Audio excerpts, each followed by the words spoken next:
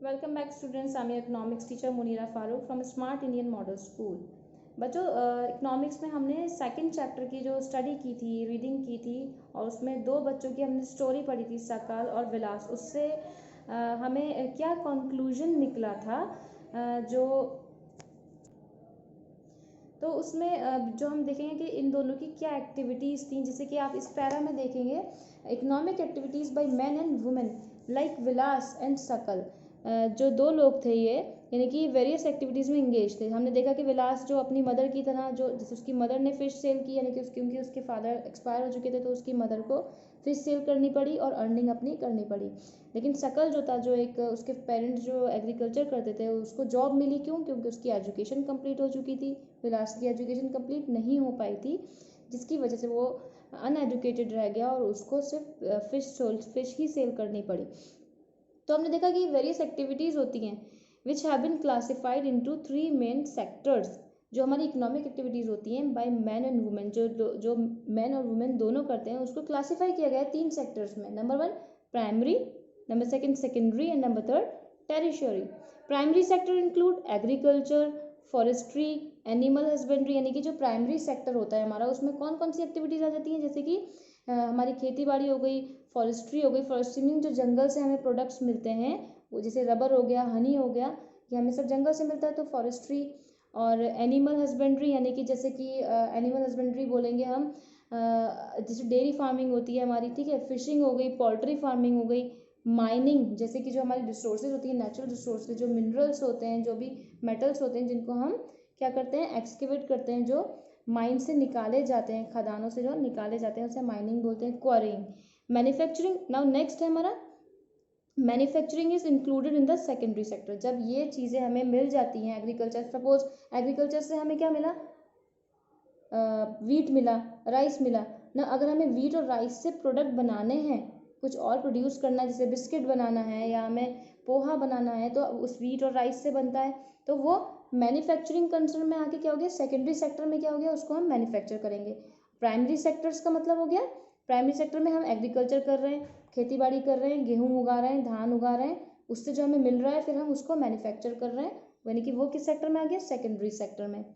Trade, अब एक बार हमने मैन्युफैक्चर कर लिया प्रोडक्ट को, अब उसे हमें सेल भी करना है। सेल करने के लिए क्या जरूरत पड़ेगी, ट्रांसपोर्ट की, मार्केट तक पहुंचाने के लिए, क्योंकि प्रोडक्ट को कम्युनिकेशन करने की, लोगों तक अपनी बात पहुंचाने की, अपने प्रोडक्ट जो हमने बनाया है, मैन्युफैक्चर किया है, उसको कैसे हम एडवर्टाइज करेंगे, तो हमें कम्युनिकेशन की ज़रूरत पड़ती है, बैंकिंग की ज़रूरत पड़ती है। किस लिए? जो हमारे पास पैसा आएगा, ज़रूरी नहीं कैश में ही आए, बैंक से भी आ सकता है, हमें पेमेंट करना होता है, हमें चेक्स बनाने होते हैं। एजुकेशन, हेल्थ, टूरिज्म, ये सब किस में आ गया, टेरिशरी सेक्टर में, जो आप 10th में अलग अलग इन सेक्टर्स को स्टडी करेंगे, ठीक है। The activities in this sector result in the production of goods and services. These activities and the value, ये क्या करती हैं, ये जितनी भी एक्टिविटीज़ हैं, प्राइमरी, सेकेंडरी, टेरिशरी, ये क्या करती हैं, ऐड करती हैं वैल्यू को नेशनल इनकम में। यानी कि अब जैसे आपने देखा कि विलास था, उसने पढ़ा, अपनी स्टडी कंप्लीट की, सॉरी सकल जो था उसने स्टडी कंप्लीट की और उसने क्या करा, अपनी जॉब। इस तरह उसकी तरह कितने लोग ऐसे हैं, बहुत सारे, हम भी, आप भी, सब पढ़ते हैं, जॉब करते हैं, और जो हमें इनकम होती है फिर उसे हम वहीं एक्सपेंड भी करते हैं, खर्चा करते हैं, एक्सपेंड करते नहीं करते हैं। जो हमारी सैलरी आती है उसको क्या करते हैं हम, सैलरी मिलती है हमें, तो उसको हम क्या करते हैं, शॉपिंग करते हैं, अपने कंज्यूमेबल आइटम्स, इलेक्ट्रॉनिक्स, अपने घर के लिए ज़रूरी सामान, या हमें सिनेमा जाना होता है, पार्क जाना होता है, वहाँ हम अपना पैसा खर्च करते हैं, ठीक है। तो ये सारी जो एक्टिविटीज़ है, ये क्या करती है, नेशनल इनकम में ऐड हो जाती हैं। These activities are called economic activities, यानी कि वो एक्टिविटीज़ जो जिसमें पैसा इन्वॉल्व है, हम पैसा अर्न कर रहे हैं और उसको फिर उसको मार्केट में जाके खर्च भी कर देते हैं, वो सारी हमारी क्या कहलाती हैं, इकोनॉमिक एक्टिविटीज़, ठीक है। यानी कि अब इकोनॉमिक एक्टिविटीज़ के भी क्या हो गए, दो पार्ट हो गए, market activities and non market activities. Market activities में देखिए, इसमें लिखा हुआ क्या आ गया, involve remuneration to any one who perform, यानी कि एक्टिविटी परफॉर्म फॉर पे और प्रॉफिट। इसमें क्या क्या इंक्लूड हो गया, जैसे कि सर्विसेज हो गई, हमने कोई गुड्स बनाया, मार्केट एक्टिविटी क्या हो गई, कोई हमने गुड प्रोड्यूस किया, जैसे कि पेन बनाया, बिस्किट बनाया, या कॉपीज़ बनाई, या फिर ब्लैक बोर्ड वगैरह बनाए, मैट्रेस बनाए, चेयर बनाई, टेबल, कुछ भी XYZ हमने बनाया और उसको हमने क्या करा, सेल कर दिया, ठीक है। नॉन मार्केट एक्टिविटी क्या हो गई, सेल्फ कंजम्पशन के लिए, जो हमारे खुद के कंज्यूमेशन की नहीं होती, consumption and processing of primary product on account of production of fixed assets.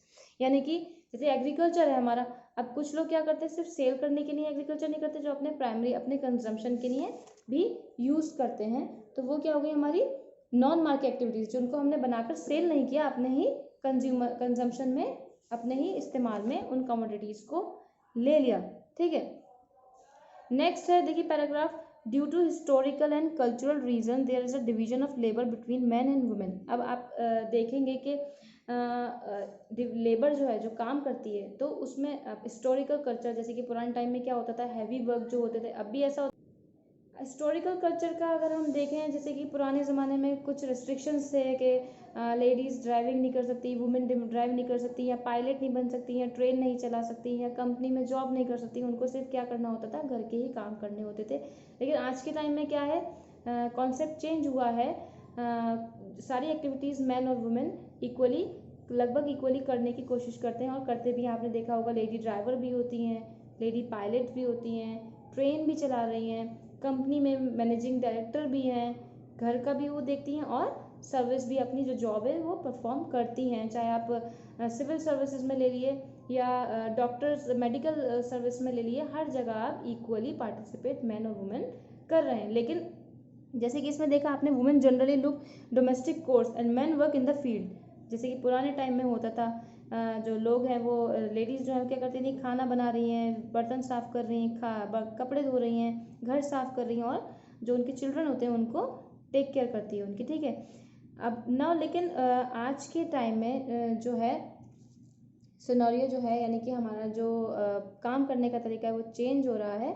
Women है वो भी एजुकेशन को एक्वायर कर रही हैं, और वो क्या करती हैं, साथ बराबर चलने की कोशिश कर रही हैं, और सारे काम जो मेन कर सकते हैं, जो हैवी वर्क भी होते हैं, यानी कि जैसे कि ड्राइविंग है, जो थोड़ी सी कॉम्प्लिकेटेड जॉब्स होती हैं, उनको भी परफॉर्म कर रही हैं। कोई कंप्यूटर इंजीनियर बन जाती है, तो कोई पुलिस में चली जाती हैं।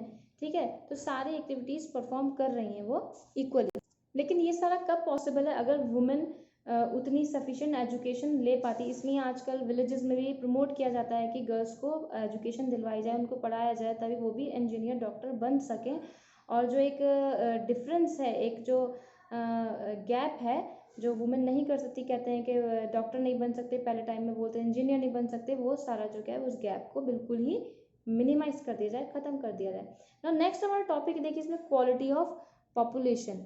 अच्छा, जो हमारी अर्निंग कैपेसिटी होती है वो किस पे डिपेंड करती है, कि how qualified we are, how educated we are, और हमारे पास जो प्रोफेशन जो हम करने जा रहे हैं, इंजीनियर बनने जा रहे हैं, डॉक्टर बनने जा रहे हैं, या लॉयर बनने जा रहे हैं, वो रिक्वायर्ड हमारे पास क्वालिफिकेशन है, या वो डिग्री है या नहीं है, उस पर हमारी अर्निंग कैपेसिटी डिपेंड करती है। अर्निंग कैपेसिटी मतलब हम कितना कमा सकते हैं। अगर हम कम एजुकेटेड है, हम किसी स्कूल में पढ़ा रहे हैं, तो हमें कम जो पैसा मिलेगा, और ज़्यादा अगर हम हाईली एजुकेटेड हैं, हम किसी स्कूल में पढ़ा रहे हैं, तो वहाँ हमें सैलरी अच्छी मिलेगी।